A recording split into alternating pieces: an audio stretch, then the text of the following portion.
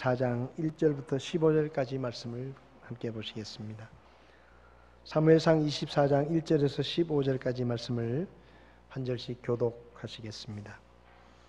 사울이 블레셋 사람들을 따르다가 돌아오매 어떤 이가 그에게 고하여 이르되 보소서 다윗이 엔게디 광야에 있나이다 하니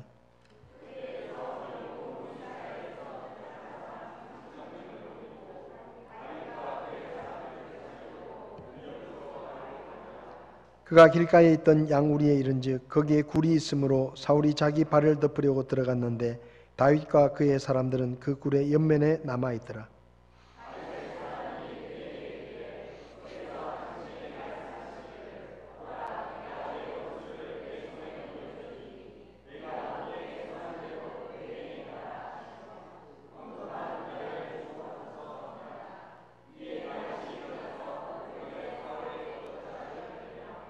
다윗이 사울의 옷자락을 베었으므로 그 뒤에 그의 마음이 그를 찌르매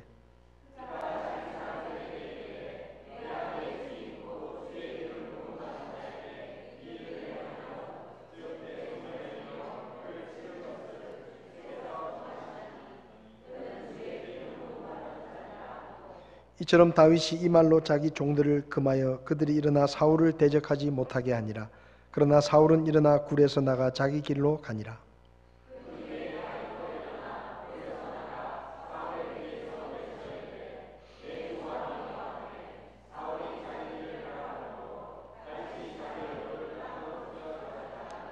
다윗이 사울에게 이르되 어찌하여 왕께서는 보소서 다윗이 왕을 해치려 하나이다 하는 사람들의 말을 들으시나이까.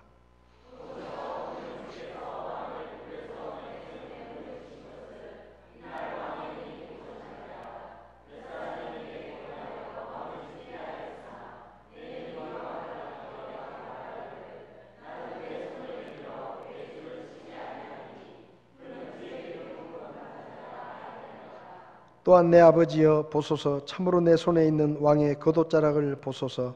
내가 왕의 겉옷자락만 베고 왕을 죽이지 아니하였은즉 내 손에 악함이나 범법이 없는 줄을 왕께서 보고 아시옵소서. 나는 왕에게 죄를 짓지 아니하였으나 왕은 내 혼을 사냥하여 취하려 하시나이다.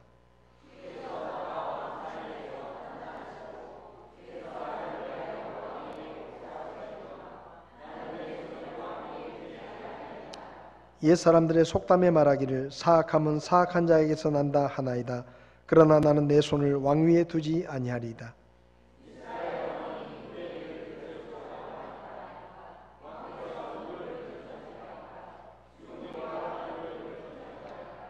그런즉 주께서 재판관이 되사 나와 왕 사이에 판단하시고 내 사정을 살펴 변호하시며 나를 왕의 손에서 건져내시기 원하나이다 하니라.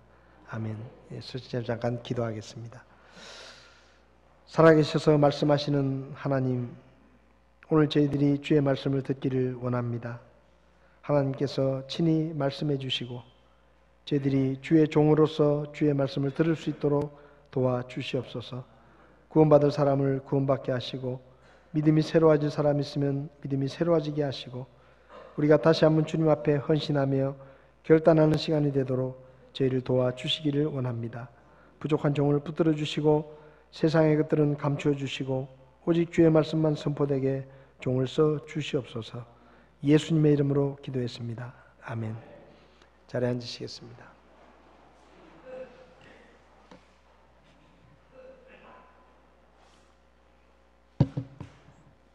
주일 아침에 저희가 성지 탐방을 갔을 때 제가 보고 온 것들에 대한 말씀들을 계속해서 나누고 있습니다. 오늘은 엔게디라는 곳에 대한 말씀을 드리려고 하는데요. 엔게디는 이스라엘의 남쪽에 있는 사해라는 바다에 워낙 크기 때문에 사실은 호수인데 바다라고 부릅니다. 그래서 사해라는 바다의 서쪽 끝에 서쪽 해변에 있는 그런 지역이 엔게디라는 지역인데 사해의 물을 사람이 마실 수가 없어서 사해 근방에서는 이 먹을 수 있는 물을 구하기가 어려운데 이 엔게디라는 지역은 특히 먹을 수 있는 물이 아주 풍부하고 거기는 폭포도 있고 호수도 있고 이래서요. 물이 아주 풍부하고 그리고 식물들이 잘 자라는 그런 곳입니다. 그리고 그 근처에는 또 동굴들이 아주 많이 있어서 숨어 지내기에는 굉장히 좋은 곳이기 때문에 다윗이 엔게디에 숨어 있었다, 이렇게 성경은 말합니다. 하나님께서 사울이라는 사람을 이스라엘의 첫 번째 왕으로 세우십니다. 근데 다윗에게는, 물론 다른 사람들에게도 그럴 수 있지만 특별히 다윗에게는 이 사울이라는 왕이 좋은 왕이 아니었습니다. 아주 악하고 아주 나쁜 왕이었습니다. 왜냐하면 다윗이 블레셋과의 전쟁을 할 때 골리앗을 죽이고 전쟁에서 이기게 하고, 그리고 사울의 딸과 결혼을 해서 사위가 되죠. 그리고 나서는 웬만한 전쟁은 전부 다윗이 군대를 이끌고 가서 목숨을 걸고 싸워가지고 이기고 돌아옵니다. 근데 개인적으로는 장인이 입장에서 사위가 군대를 이끌고 가서 전쟁에서 이기고 돌아오면 얼마나 축하할 일이고 기뻐할 일입니까? 그죠? 그리고 왕으로서도 자기 밑에 있는 장수가 군대를 이끌고 가서 승리하고 돌아오는 것은 굉장히 축하할 일이고 기뻐할 일입니다. 근데 처음에는 사울왕이 기뻐했는데 점점점 다윗이 인기가 높아지고 백성들이 다윗을 너무 좋아하니까 그 주변에서 그 왕에게 이런 말을 하는 거죠. 다윗을 시기한 사람들이, 왕이시여, 저 다윗이 아무리 왕의 사위고 또 왕의 신하지만 요즘 심상치가 않습니다. 저 다윗이 혹시 왕을 쫓아내고 왕이 되려고 하면 어떻게 하겠습니까? 그런 기미가 보입니다. 그런 얘기를 하니까 이 사울 왕이 그 말을 듣고 다윗을 시기하게 됩니다. 그냥 좀 시기만 하면 괜찮은데 그 시기심이 점점점 커지니까 다윗을 죽이려고 합니다. 왕이 가장 충성스러운 신하를 죽이려고 하고, 그리고 장인이 자기 사위를 죽이려고 창을 던지고 그렇게 하는 거예요. 그래서 다윗 입장에서는 이거 왕궁에서 장인하고 사위가 서로 그냥 원수같이 지내면 백성들 보기도 민망하고, 또 자기는 그런 뜻이 아닌데 왕이 자기를 오해하니까 차라리 내가 떠나자. 그래서 왕궁을 떠나서 도망을 치죠. 그러면 좀 잠잠해져야 되는데 사울은 길을 쓰고 다윗을 찾아서 죽이겠다고 다윗이 가는 곳마다 군대를 이끌고 찾아옵니다. 사무엘상 23장 23절을 보면 사울이 뭐라고 말하는가 하면요, 내가 유다의 수천 곳을 모두 두루 다녀서라도 그를 찾아낼 것이다. 그 말은 뭔가 하면 반드시 내가 다윗을 찾아내서 반드시 내 손으로 죽이겠다, 이 말이에요. 그러니까 그만큼 사울은 가는 곳마다, 다윗이 가는 곳마다 어떻게 알고 찾아와서 다윗을 죽이려고 끈질기게 찾아옵니다.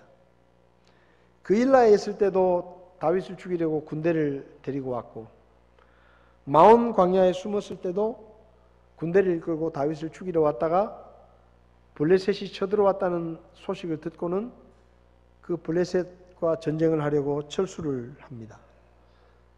하나님께서 도와주시는 거죠. 그일라로 사울이 올 때 하나님이 미리 알려주셔서 사울이 너를 죽이러 오니까 빨리 도망쳐라. 그래서 도망을 칩니다. 마온 광야에서는 사울이 군대를 이끌고 다윗을 죽이러 왔는데 마침 블레셋이 쳐들어오게 하셔가지고 사울이 어쩔 수 없이 철수를 하게 만듭니다. 그리고 나서 다윗이 그 마온 광야에서 또 도망을 쳐가지고 숨어 지내게 된 곳이 바로 엔게디라는 곳입니다. 엔게디는 아까 말씀드렸지만 계곡이 있고 물이 많은 지역입니다. 사진을 보시면요, 저게 이제 엔게디 계곡입니다. 계곡. 저 위쪽으로 가면 또 물이 많고 이렇게 계곡을 타고 물이 흘러 내려옵니다. 이게 굉장히 사해 근처 중에서는 굉장히 드문 지역입니다. 물이 저렇게 많이 있고, 그 다음에 보면 폭포가 있어요. 폭포가 있고 또 이렇게 넓은 호수 같은 게 있습니다. 이게 지금 산꼭대기에 있는 거예요. 산꼭대기에. 그 산꼭대기에 저렇게 물이 충분히 있어가지고 저 물이 이렇게 계곡을 따라 흘러가면서 그 주변에 있는 동굴이 있고 그러니까 숨어서 지내기는 딱 좋은 장소예요. 지금 그 엔게디에 가면 저게 이제 사해 가까이 있는데 종려나무들이 저기 굉장히 많이 자랍니다. 물이 풍부하니까. 그래서 저기 키부츠 농장이 있어가지고 저기서 이제 대추야자 열매를 거두어가지고 그것을 팔기도 하고 그렇게 합니다.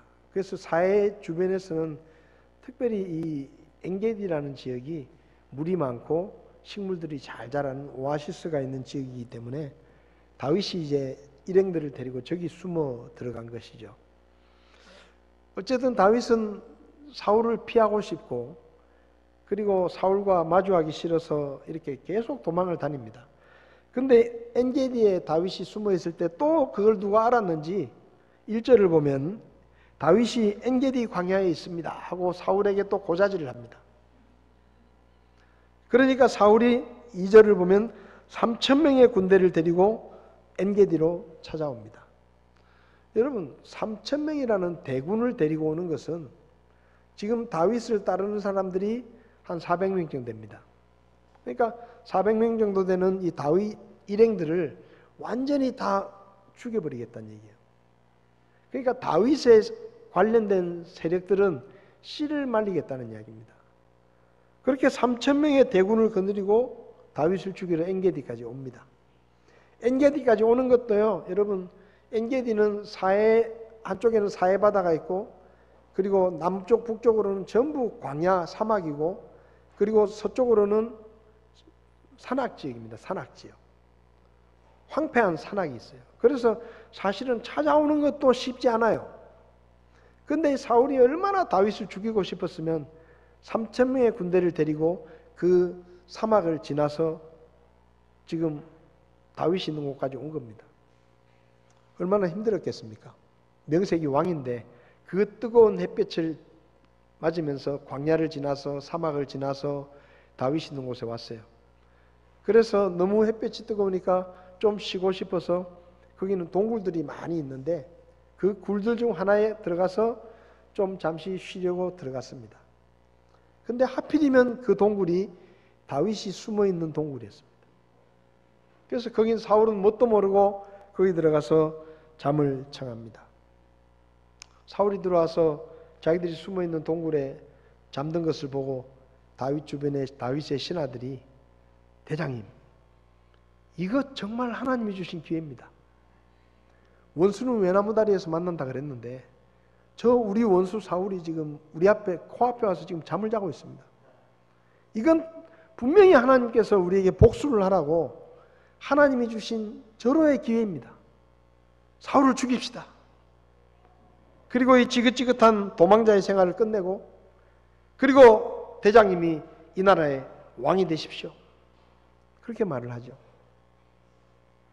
근데 다윗은 그렇게 하지 않고 죽이지 않고 잠든 사울에게 가서 겉옷 자락을 조금 베어가지고 가지고 옵니다.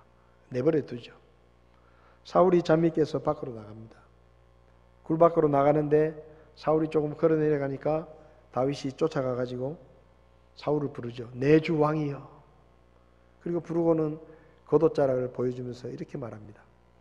왕은 왜 제 충심을 알아주지 않고 왜 제가 왕을 해치려고 한다는 사람들의 말을 듣고 저를 이렇게 미워하시고 저를 이렇게 죽이려고 쫓아다니십니까? 보십시오.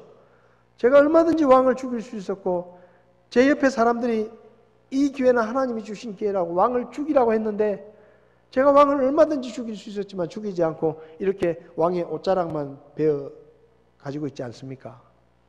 이제 좀 제 진심을 좀 알아주십시오. 저는 왕을 해칠 마음이 전혀 없습니다. 그렇게 말을 합니다.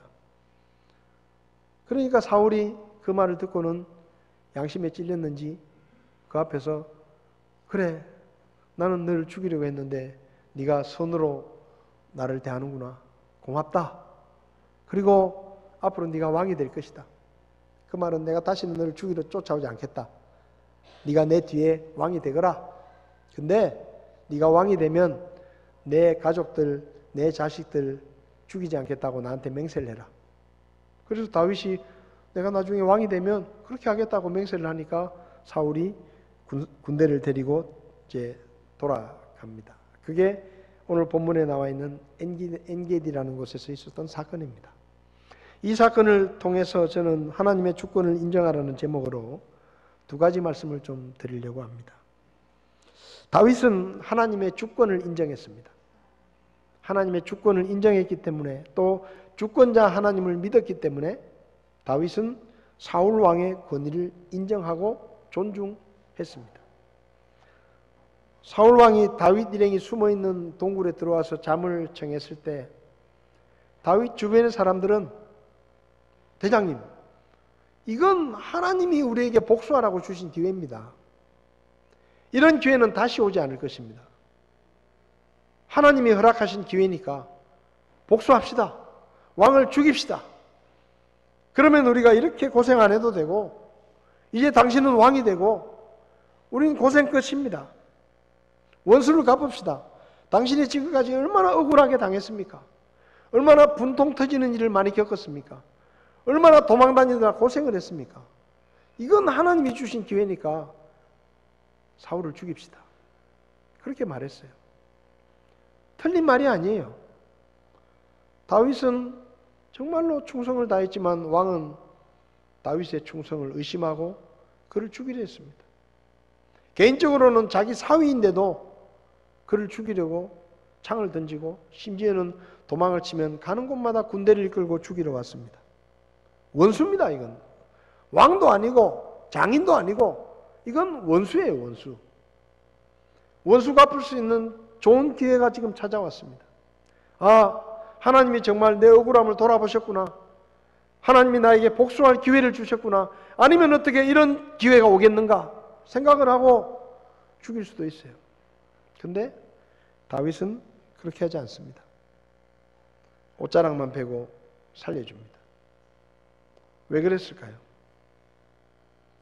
사울이 비록 악한 왕이지만, 나에게 원수 같은 사람이지만 하나님께서 그를 구별하시고 하나님께서 그를 왕으로 세우셨기 때문에, 그가 합당치 않으면 하나님께서 그분의 때, 그분의 방법으로 그를 왕의 자리에서 끌어내실 것이다. 그 일을 내가 하는 것은 하나님이 원하시는 것이 아니다 하고 그는 사울 왕을 살려줍니다. 왕으로 인정하는 거예요. 사울은 다윗을 신하로 인정하지 않았습니다. 사위로도 인정하지 않았습니다. 그리고 죽이려고 했습니다. 괴롭혔습니다. 고통을 주었습니다. 부당한 대우를 했습니다. 그렇지만 다윗은 사울을 왕으로 인정합니다. 다윗이 뭐라고 부릅니까? 8절에 보면 내 주 왕이여. 뒤에서 사울을 부릅니다. 내 주 왕이여. 그리고는 엎드려서 절을 합니다. 이게 뭐예요? 신하로서의 예를 갖추는 거예요. 당신은 내 주인이십니다. 당신이 바로 나의 왕이십니다. 하나님께서 당신을 나의 왕으로 세우셨기 때문에, 비록 당신이 내 마음에 들지 않고 나를 괴롭히고 나를 힘들게 하고 나를 죽이려고 하지만, 그리고 내 주변에서도 당신을 원수라고 생각하고 죽이라고 하지만, 그래도 여전히 당신은 나의 왕입니다. 왜? 하나님께서 당신을 기름 부어서 나의 왕으로 세워주셨기 때문에 당신이 나의 왕입니다. 그리고 11절을 보면 내 아버지여. 무슨 말입니까? 당신은 나를 사위로 인정하지 않고 당신은 나를 죽이려고 하지만 당신은 여전히 하나님이 나에게 세워주신 나의 장인입니다. 그 얘기입니다. 하나님이 세워주셨기 때문에 내 마음에 들지 않지만, 나를 괴롭히지만, 나를 죽이려고 하지만, 인간적으로 생각하면 정말 원수 같은 사람이지만 당신은 여전히 나의 왕이시고 당신은 여전히 나의 장인이십니다. 왜? 하나님께서 그렇게 세워주셨기 때문에. 그래서 나는 당신을 해칠 마음이 없습니다. 여러분, 우리는 이 세상 모든 권위는 하나님께서 세우시고 모든 권위자들은 하나님께서 그 자리에 세우신다고 우리는 그렇게 믿습니다. 그게 주권자 하나님이시죠. 하나님 마음대로 하시는 거예요. 왕을 세우는 것도 하나님이시고 왕을 폐하는 것도 하나님이시고 나라를 세우시는 것도 하나님이시고 나라를 망하게 하시는 것도 하나님이시고 한 사람을 태어나게 하시는 것도 하나님이시고 한 사람을 죽게 하는 것도 하나님이시고 한 사람을 높이시는 것도 하나님이시고 어떤 자리에 그 사람을 앉히는 것도 하나님이 하시는 것이라고 우리는 그렇게 믿습니다. 성경이 그렇게 말해요. 로마서 9장 19절에 이집트 왕 파라오에게 내가 바로 이 목적을 위해 너를 일으켰다. 하나님께서 말씀하십니다. 내가 내 영광을 얻기 위해서 너를 이집트 왕의 자리에 앉혔다. 우린 그렇게 믿어요. 하나님의 허락 없이는 아무도 권위를 갖지 못하고 권력자의 자리에 오를 수가 없습니다. 로마서 13장에서도 모든 혼은 더 높은 권력들에게 복종하라. 하나님으로부터 나지 않은 권력이 없으며 이미 있는 권력들도 하나님께서 임명하셨다. 누구든지 권력에 거역하는 자는 하나님의 규례를 거역하는 것이다. 여러분, 권위를 가진 자가 내가 복종할 만한 사람이냐, 내가 존중할 만한 사람이냐에 상관없이 하나님께서는 그분이 세우신 권위에 복종하라고 말씀하십니다. 여러분, 가정에 하나님께서 부모라는 권위를 세워주셨습니다. 자식들은 부모에게 복종하고 부모를 공경해야 됩니다. 왜요? 하나님께서 세워주신 권위이기 때문에 그렇습니다. 내 부모가 내가 보기에 만족스럽지 않으냐? 아니면 존경할 만하냐? 돈이 많으냐? 사회적으로 인정을 받느냐? 능력이 있느냐? 이런 것들을 따지지 말고 하나님께서 그분들을 내 부모로 세워주셨다는 그 이유 하나만으로 모든 자녀들은 하나님이 세우신 부모에게 순종하고 부모를 공경하는 것이 옳다라고 성경은 가르치는 거예요. 여러분의 부모님이 여러분에게 많은 재산을 물려주지 못하더라도 여러분의 부모를 공경하고 복종하십시오. 여러분의 부모가 여러분이 보기에도 존경할 만하지 못하더라도 하나님이 그분들을 세우셨기 때문에 그분들을 존중하고 그분들의 말씀에 귀를 기울이고 그분들을 귀하게 여기는 것은 자녀들이 해야 할 일입니다. 왜냐하면 하나님이 그 자리에 그분들을 세워주신 거예요. 아내가 남편에게 복종하는 것도 마찬가지입니다. 하나님께서 남자를 가정의 머리로 세워주셨습니다. 물론 남편이 마음에 안 들 수도 있어요. 나하고 안 맞을 수도 있어요. 도저히 내가 받들고 살기에 정말로 형편없이 그런 남자일 수도 있습니다. 그렇지만 그게 중요한 게 아니에요. 그 사람이 어떤 사람이냐가 중요한 게 아니라 그 자리에 그 사람을 누가 세우셨느냐 이게 중요한 겁니다. 하나님께서 그 자리에 그 사람을 세우신 것입니다. 왜 우리가 권위에 복종해야 됩니까? 그 사람이 잘나서가 아니에요. 다윗이 왜 사울에게 왕권을 인정해야 됩니까? 왕이 왕 같아서가 아닙니다. 왕이 나에게 잘해주기 때문이 아니에요. 내가 신하됨을 인정해주지 해주기 때문이 아니에요. 나를 죽이려 합니다. 나를 미워합니다. 그렇지만 왕이에요. 왜? 하나님이 그 자리에 세우셨기 때문에. 그래서 다윗은 그것을 인정하는 거예요. 모든 지도자들도 마찬가지입니다. 교회 영적인 지도자들을 누가 세우십니까? 하나님께서 세우십니다. 그 지도자들이 마음에 안 들 수도 있어요. 내 마음에 맞지 않을 수도 있어요. 내 생각과 다를 수도 있어요. 내가 기대했던 것보다 훨씬 못할 수도 있어요. 그러나 하나님이 세우신 그 권위를 존중하고 그 영적인 지도자들에게 복종하는 것이 하나님 앞에서 마땅한 일이고 하나님의 주권을 인정하는 것입니다. 만약에 우리가 하나님이 세우신 영적인 지도자들을 내 마음에 들지 않는다고 우리가 바꾸려고 하고 우리가 거역하고 이렇게 한다면 그것은 하나님의 주권을 침해하는 거예요. 다윗은 그것을 알았습니다. 내가 볼 때는 죽이고 싶은 사람이에요. 내가 볼 때는 당장이라도 끌어내리고 싶은 사람이에요. 내가 볼 때는 마음에 들지 않는 왕입니다. 그리고 지금 죽일 수 있는 절호의 기회가 왔습니다. 죽이면 그만이에요. 아무도 다윗을 비판하지 않을 것입니다. 왜? 다윗이 얼마나 억울함을 당했는지 모든 백성들이 알고 모든 사람들이 다 알아요. 다윗이 사울을 죽이더라도 누구도 비난할 수 없습니다. 그런데 다윗이 그렇게 하지 않아요. 왜? 하나님이 저를 나의 왕으로 세워주셨다는 거예요. 지도자들에게 우리는 하나님이 그를 세우셨다는 것을 인정하고 존중해야 합니다. 이 나라를 이끌어가는 지도자들도 마찬가지입니다. 내 마음에 들지 않을 수도 있습니다.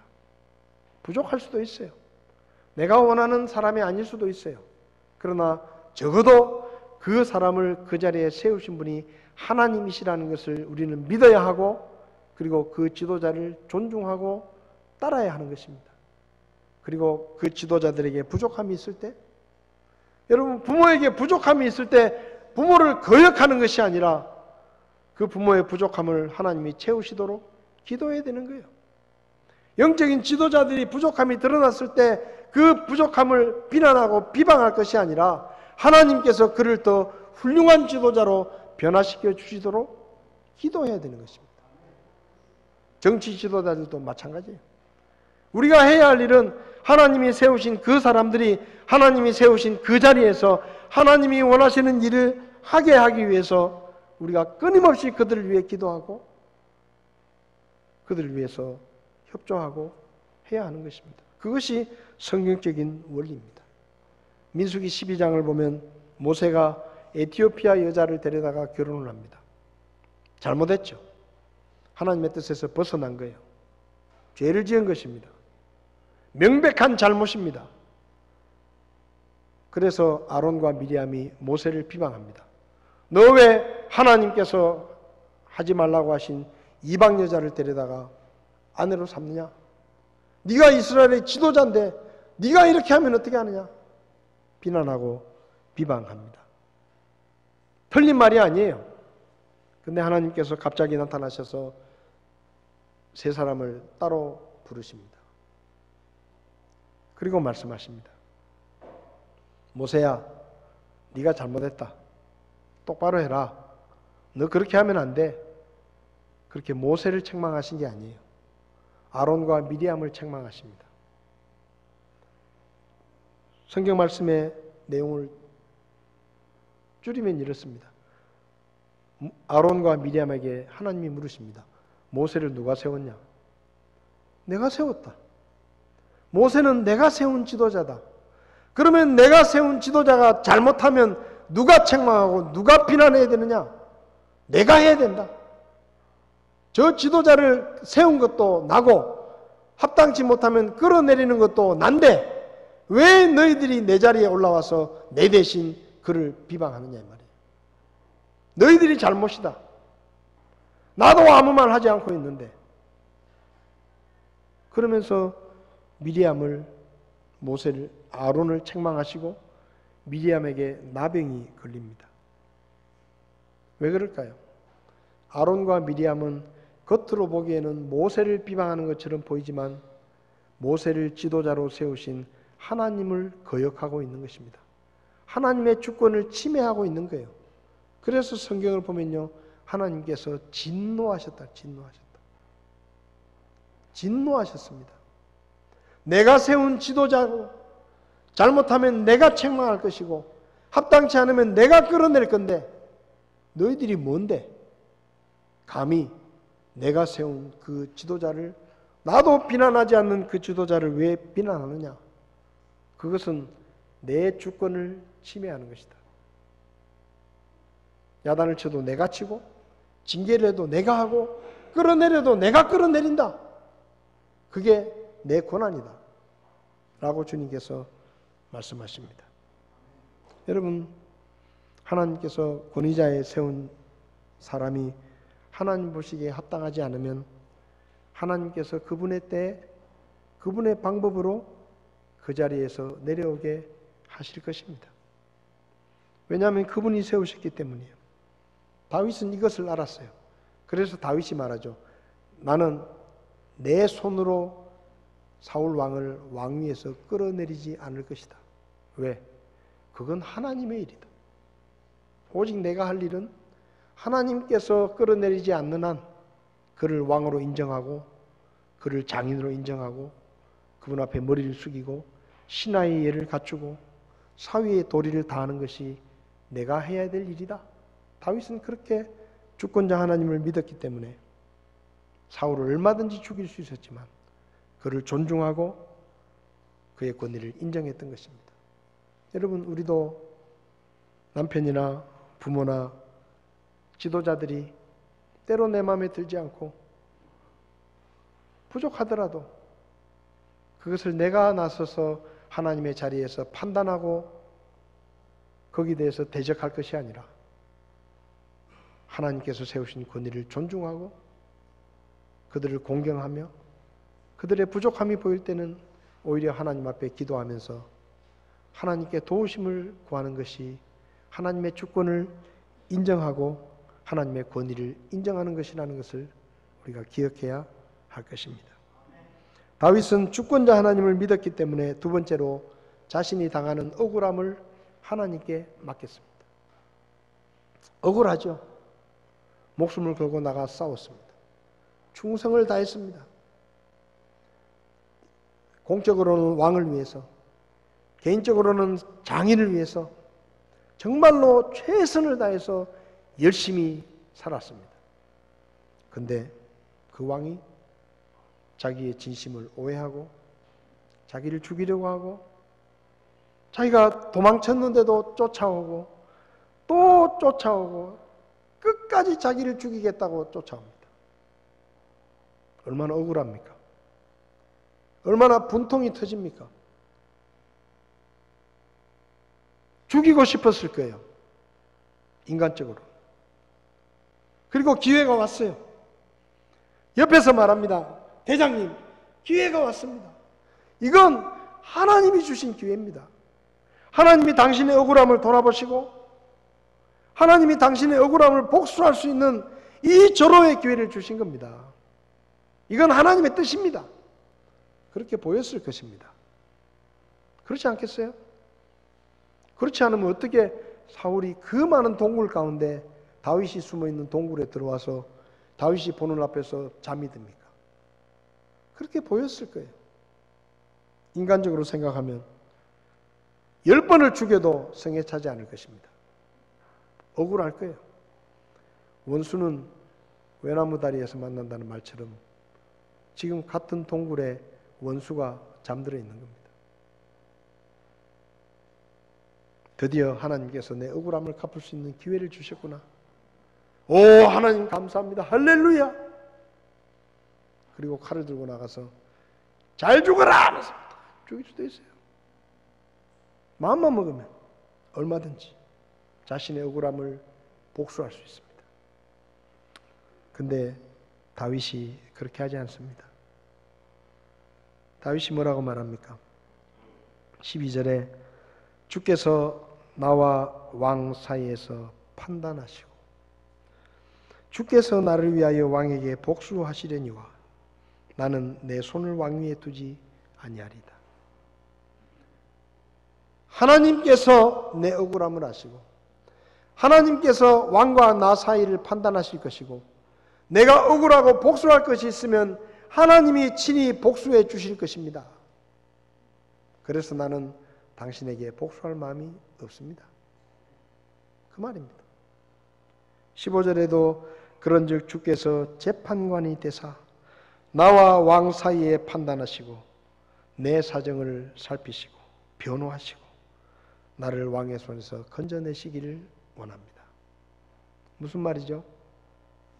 나는 억울하지만 나는 분통 터지지만 나는 지금이라도 당신을 죽여버리고 싶지만 하나님 때문에 내 모든 형편을 아시고 하나님은 공의로우신 판단자이시기 때문에 그분이 주권자이시기 때문에 나는 당신을 해치거나 복수할 마음이 없습니다. 하나님이 알아주실 것입니다. 하나님이 판단하실 것입니다. 그리고 내가 억울한 게 있으면 하나님께서 갚아주실 것입니다. 나는 하나님을 믿습니다. 이 말이에요.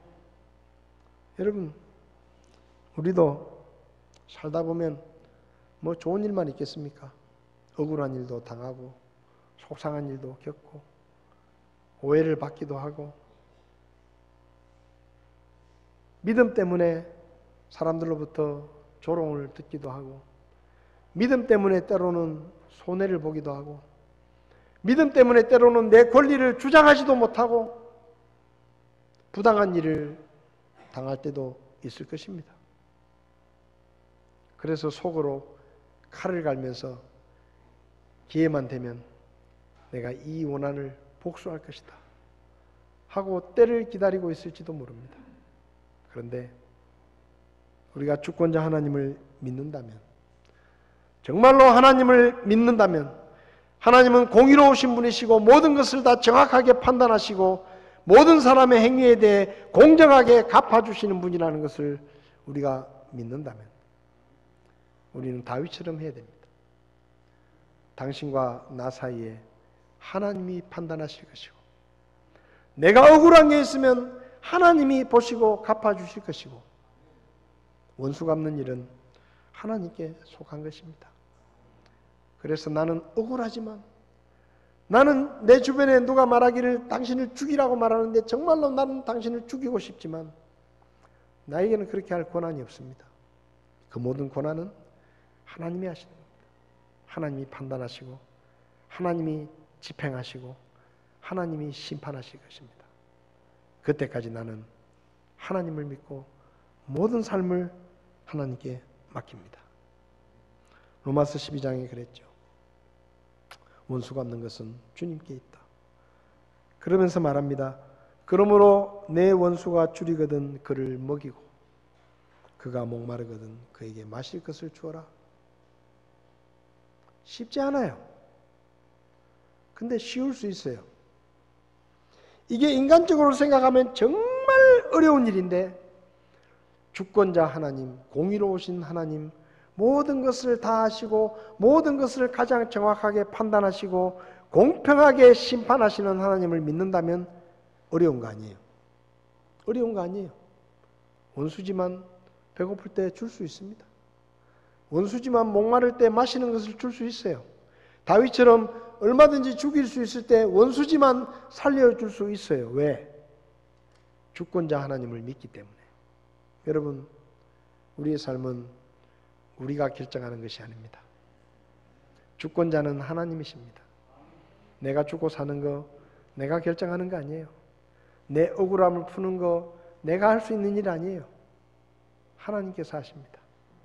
하나님은 절대 실수하지 않으시고 그분은 가장 공의롭게 그분의 때 그분의 일을 하십니다.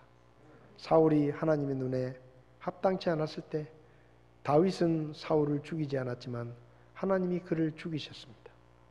하나님이 그를 왕위에서 끌어내리셨습니다. 왜요? 다윗이 하나님께 맡겼기 때문입니다. 그분은 주권자로서 모든 권위를 세우시고 그리고 그 권위의 자리에 사람을 임명하십니다. 하나님이 우리에게 주신 권위, 그게 남편이 될지 부모가 될지 아니면 영적인 지도자들이 될지 정치적인 지도자들이 될지 모양은 다르겠지만 우리는 그들을 세우신 분이 하나님이시라는 것을 믿고 비록 우리 마음에 들지 않고 우리에게 부족해 보일지라도 그 권위에 복종하고 순종하며 그들을 위해 기도하는 일을 그치지 말아야 할 것입니다. 그리고 때로 억울한 일을 당하더라도 스스로 원수 갚지 마시고 하나님께 맡기시고 우리는 믿는 자로서 믿음에 합당한 삶으로 악을 선으로 이기고 그리고 하나님의 사랑을 실천하고 원수를 사랑하라 명령하셨잖아요. 원수가 줄이거든 먹이십시오. 원수가 목말라 하거든 마실 것을 주십시오. 그것이 공의의 하나님을 믿고 주권자 하나님을 믿는 자들의 합당한 태도입니다. 원수 갚는 것은 우리가 할 일이 아니라 우리를 가장 정확하게 판단하시는 하나님께서 하실 일입니다. 그 하나님을 믿고 여러분의 억울함을 주님께 호소하시고 주님 앞에 맡기시고 저와 여러분들은 주권자 하나님을 믿고 믿음에 합당한 삶으로 하나님 앞에 영광을 돌리는 그런 우리가 될 수 있기를 바랍니다. 기도하시겠습니다.